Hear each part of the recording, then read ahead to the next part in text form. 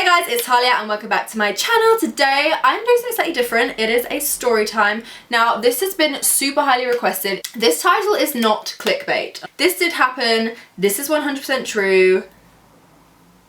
I had an Uber driver drive the wrong way on the freeway. I'm still, when I think about this story, I'm like, how did this happen? How did this happen? How did this happen? So I guess I should just get straight into the story. It starts off, okay, so we're in Paris. It's me and a few of my friends. We are working, and obviously if you don't know, I'm from England, in case you can't tell by my accent. I was invited to work in Paris with a few of my friends. It was so much fun and I was so excited to go. And we're on sort of one of the evenings, we went out for dinner, and when it got to the end of the meal, it was probably about 11 p.m, so it was pretty late.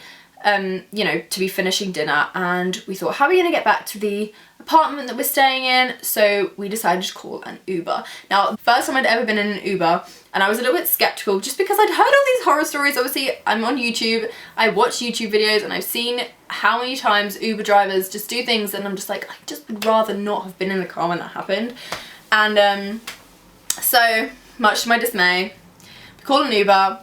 It gets here about, I don't know, 5-10 minutes later. We get in this Uber and we quickly realise this driver speaks no English. Like, not a word. Which, we were not in England, so it was fine. We weren't like, oh my god, he doesn't speak English. It was just like, okay, fair enough. He doesn't speak English. Now, there was 4 of us, I think. Maybe 5. No, there was 4 of us. So the car was full. 3 of us in the back seat, 1 in the front, him there. 2 of us speak not like okay-ish French, and we understand a bit of French. That was me and one of the other girls.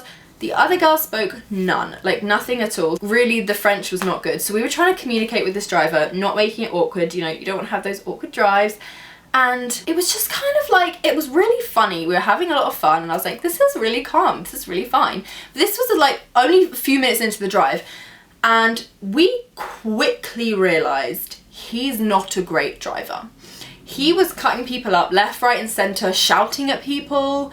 Like, I don't speak a lot of French, but you know, there are certain words that everyone knows in every language. So we understood what he was saying to the other drivers. We get to about 5 minutes in the journey, and I'm sat in the middle at the back, so I can see like straight ahead out of the windscreen. So he has his phone like under where the radio is. Suddenly he gets a message. It's in French because I don't know what it says, but he gets a message, and I was like, oh, haha. And he reaches over, and I was like, oh, he's just, you know, he's just going to dismiss the message. Nope, he starts replying. So not only is he texting while driving, he's texting while driving down here. The windscreen is like over here, and he's looking this way. I'm just sort of looking at him like, oh my god, please look at the road. He's having like essays, he's writing his dissertation. I don't know what he's doing on there, but it's taking him a goddamn long time. It was the first alarm bell. I was like, okay, this is not cool. So me and my friend were like, okay, let's just try and tell him that we're not happy with this. We don't speak good French. We're trying to say like, it's dangerous. Like, what are you doing? But we didn't want to be like, what are you doing? That's insane. Because we, you know, we don't know this guy. We had to try and not make him kidnap us. So he was just kind of like, haha, yeah, stop texting. We were like, okay, cool, mission accomplished. Ding, ding, ding, phone lights up, he's straight back on it. Okay, mission not accomplished. Throughout the drive, he was just getting more and more alarmingly not good at his job. He kind of tried to say it again, like, haha, like, please stop texting. Obviously in French. My French is not as good as my friend's. My French is actually pretty damn bad. She's alright, so she was trying to say, like, please, like, texting's not good, like, don't text. You're supposed to be driving us. Trying to keep him in conversation to distract him from the fact that his phone was blowing up. At the point we were like, okay, this is starting to get like very dangerous. He's going very fast, he's not looking where he's going. We get to this point in the trip, we approach this giant roundabout.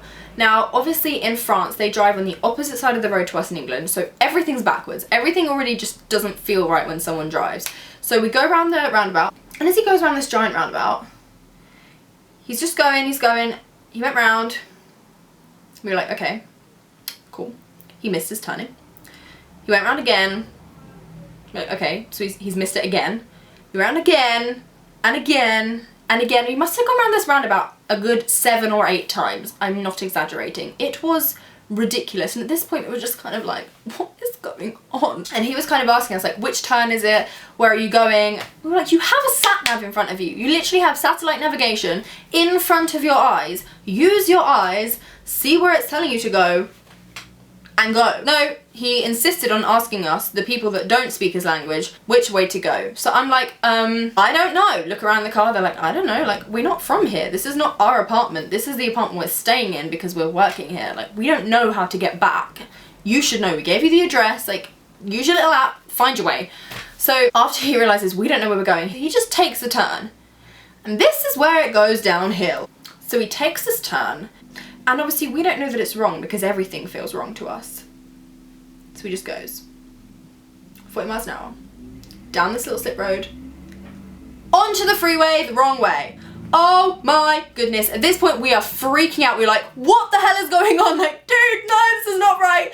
And a car comes towards us, literally head on. We know it's wrong at this point. Like, we can see the cars going towards us. Like, that is a telltale sign something is wrong. You should never be in front of a car where both of you are moving, okay? Just heads up, if any of you learning to drive, not supposed to do that. It's dangerous. Often it ends in a crash. And this car is obviously going at like 60, 70 miles an hour because that car has just come off the freeway. And it has to swerve around us, beep its horn, the like most aggressive beep I've ever felt in my life. I felt it in my bones. And this guy in our car proceeds to just yell abuse at this guy, considering this is his mistake. So while he's like yelling at this guy, he then realizes, oh, probably shouldn't have done that. Slams his feet on the brakes, so we're all like, ah! And he doesn't turn around. No. He reverses back onto this gigantic roundabout where now another 15 cars have to all slam their feet on the brakes, because he didn't just like stop at the entrance and go, oh, let's see, are there any cars coming? No, I'm good, let's carry on reversing. He was just like, full blown reverse, I'm just gonna go. If anyone wants to move out of my way, they can. If not, fine, we'll just crash. So he's going like 25 miles an hour, reversing, back onto this gigantic roundabout. Everyone's slamming their feet on the brakes, horns like left, right and center. It was just so stressful. And we were all just sat there like, at this point, no screaming. At this point, no one's making a sound. We're all just silent at the fact that maybe this possibly could be where we all die. Then he proceeds to drive forwards and out another exit, which wasn't even a freeway exit. We weren't even supposed to be on the freeway, let alone the wrong way. Like, you should never be on the freeway the wrong way, but we weren't even supposed to be on the freeway the right way. So he just carries on going to a hotel, and we had another 15 minutes of this journey left. Like, this was only 15 minutes in. And we were already like, okay, we've had 2 near-death experiences now, let's not have another one. No, but of course Cindy, whoever it was on his little phone, blowing up his phone, she was back with her little hearts and her little kisses, and he's straight back on the phone like, hey babe, huh? Don't you think nearly killing us twice is enough? Just save the texting, your girlfriend won't mind, it's 15 minutes, just chill. And so we're kind of silent, he's trying to make conversation, and we're just like, We arrive back at our hotel, get out of the car, and we just kind of looked at each other. Like, did that really just happen? Did that really just happen? And I'm just kind of like, I knew this would happen. I said this would happen. They're all looking at me like, shut up, Talia. Now is not the time. But that's it for my terrifying Uber story. If you do want to see more story times from me, do let me know in the comments below, because I attract weird situations. I have so many stories that I could tell on YouTube that are just like, who does that happen to? Me, it happens to me, okay? If you did enjoy this video, then hit that subscribe button down below and become a member of this little family thing we have going on. It'd be lovely if you joined us. You can also follow me on Instagram, Snapchat and Twitter. They are all Talia Music, the same that it is here, or like I said on I live stream, that's just Talia. I post every Thursday, except from this Thursday because I was bad and didn't post. At 1 PM PST, so I will hopefully see you at that time next week. Bye guys.